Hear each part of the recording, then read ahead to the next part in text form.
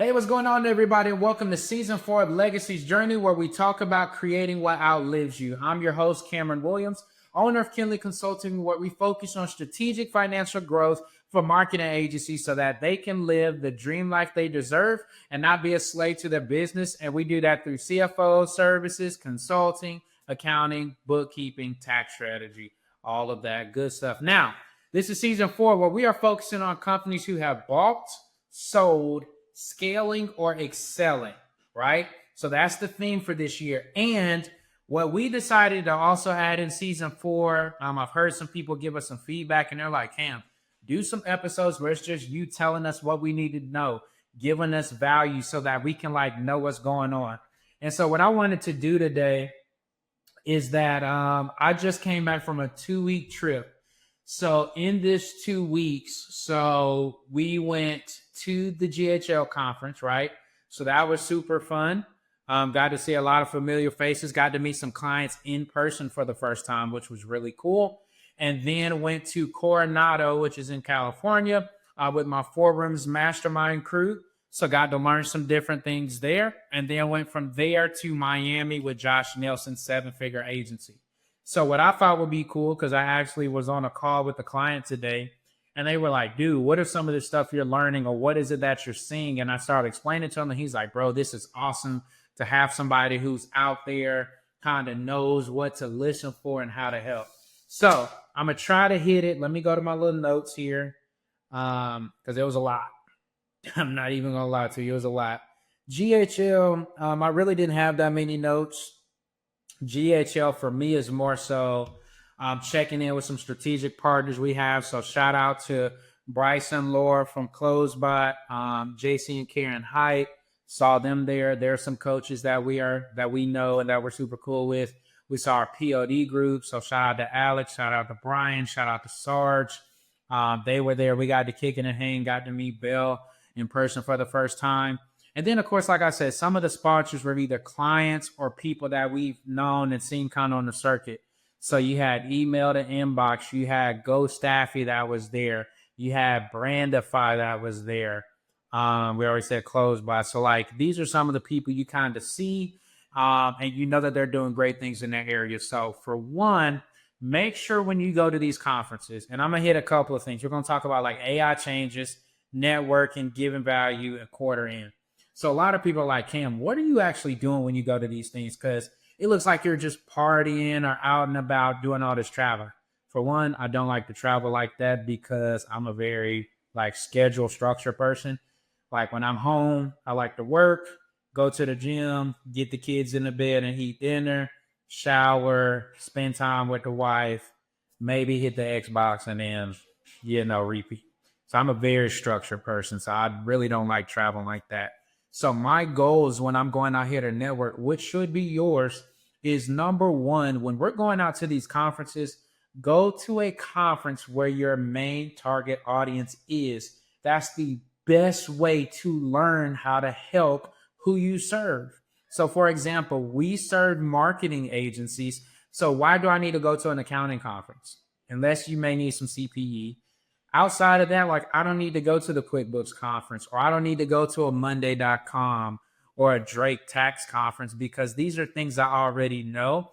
And that's more internal training, which I could do probably at home on some type of webinar. But if I'm getting outside of the house, we need to be going where our target audience is because of immersion. I cannot tell you how many clients we've attracted and retained and kept just because we know what's going. Oh man, it's so cool to hear that you know about high level and you know about churn and CAC and LTV and what those things even mean, as opposed to my normal person. They're a basic bookkeeper. They just are generalists. They really don't know what I'm talking about or really understand how to help us to grow.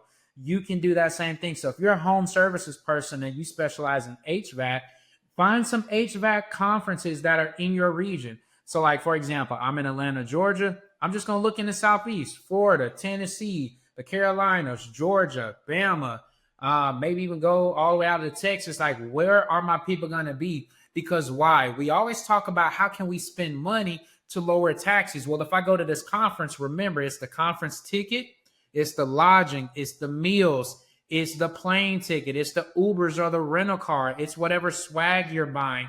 And that's part one.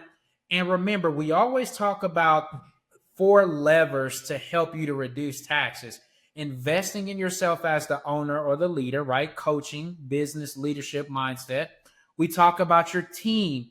Your team is a super valuable investment that you should be spending time bringing up and evolving them so that they can keep up with the changes that's going on in your company and in the industry. You have three, tech and AI automations, self-explanatory. And the fourth one is your wealth and financial advising. So by going to these conferences, not only do I get the business expense, but now I get to grow as a leader because hopefully they're going to have some great sessions. And remember, if this is not your area, there's going to be some things you can learn.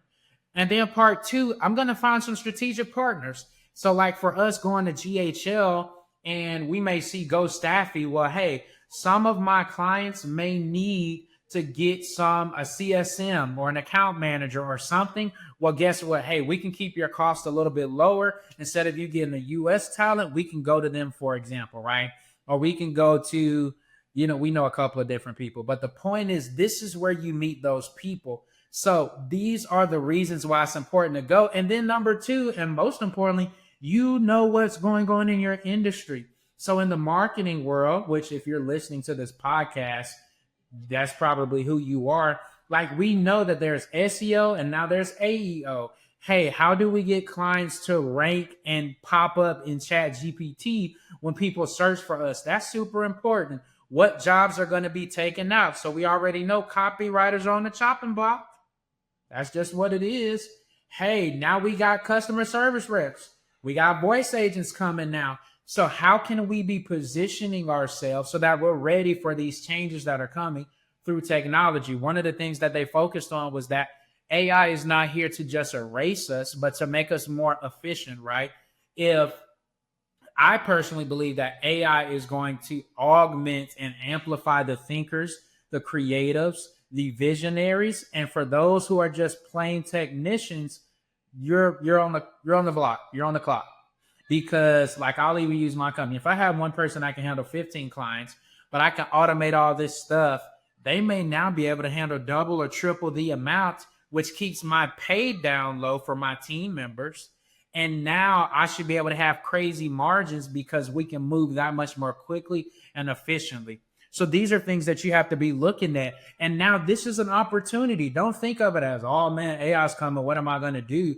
Hey, you have to remember, especially if you're a marketing agency, that we're on the cutting edge. We're on the very front end of this. Think about this like when the internet came out, right?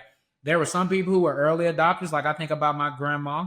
My grandma was probably in her early 50s when internet came out, but she learned it. So she's never been one of those older people that's like struggling and I don't know how to get around. No, she knows how to get on the computer, use her smartphone, etc. So it's the same thing for AI. So that could be a new service. Hey, I can help you not only rank on Google, which is still important because the masses use it, but now how would it look to rank in Chat GPT and Claude? That's a whole different opportunity. It's nothing to be scared about. And I think we have to make sure we're keeping the right perspective there. So I'm moving on, going to 4 rooms.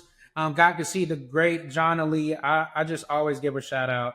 I don't know why at this point. I mean, she might as well put me on payroll as an ambassador. But no, we talked about a lot of different things.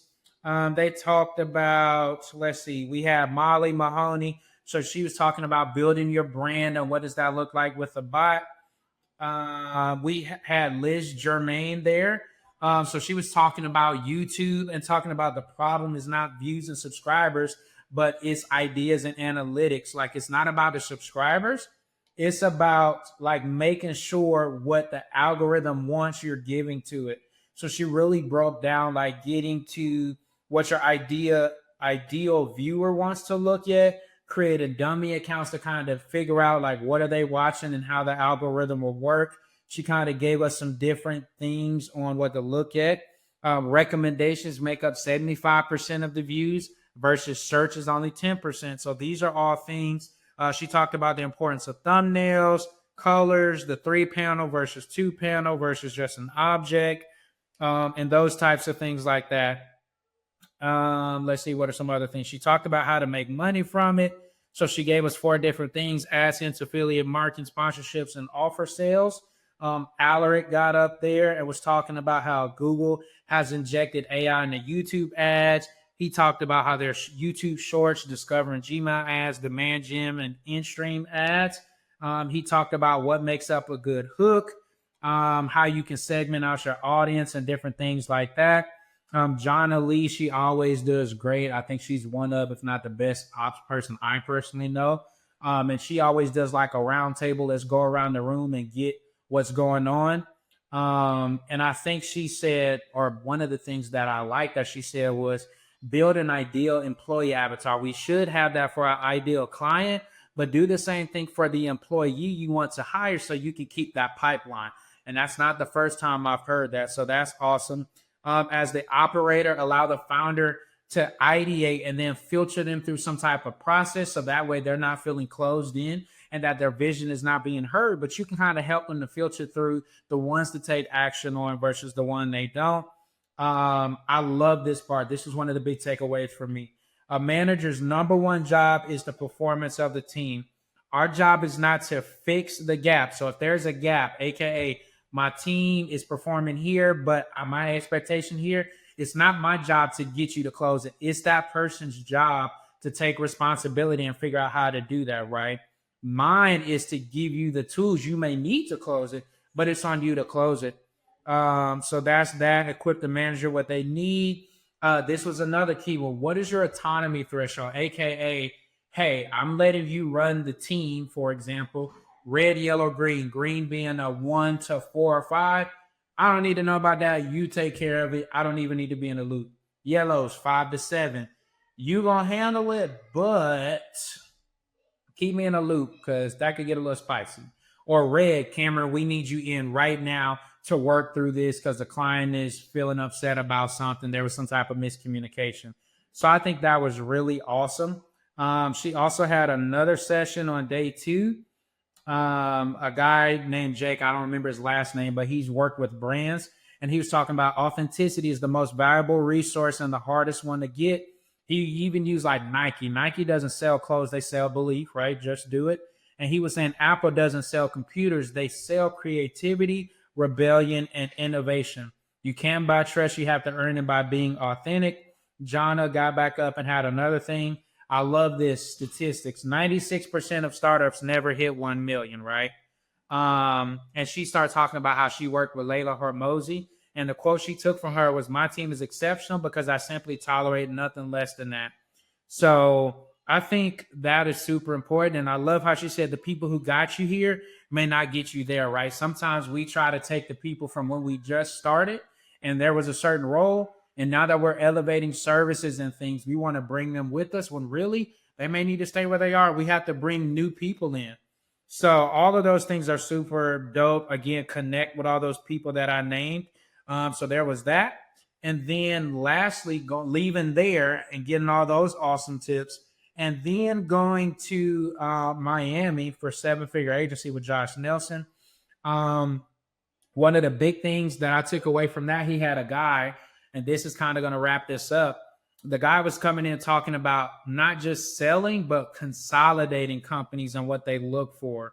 So one of the things he was talking about is there are 3 things that are happening right now: consolidation, AI disruption, and market uncertainty. So there are increased buy and sell opportunities because of AI. One of the things I love that he did, he had us pick like a persona. So there was 4. I won't tell you, or wait, maybe I will. I can't find my book. But essentially there were 4 personas. 1, are you the guy who's just going to white knuckle it and keep working?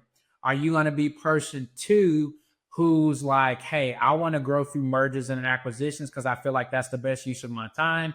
Are you person 3 who's like, it's too much going on, all this AI stuff is crazy, I'm finna just sell and ride out into the sunset? Or are you person 4 who I can't remember? So that's why you need to go to these conferences. So I thought that was really cool with the mergers and acquisition theme. He was talking about returns for the buyers are typically higher than if you were to invest that same money into the S&P. He gave a couple of examples of like a growth approach versus a maximize practice approach. This is a guy, by the way, who used to work in Scorpion, which if you're in the marketing world, heard they're really big.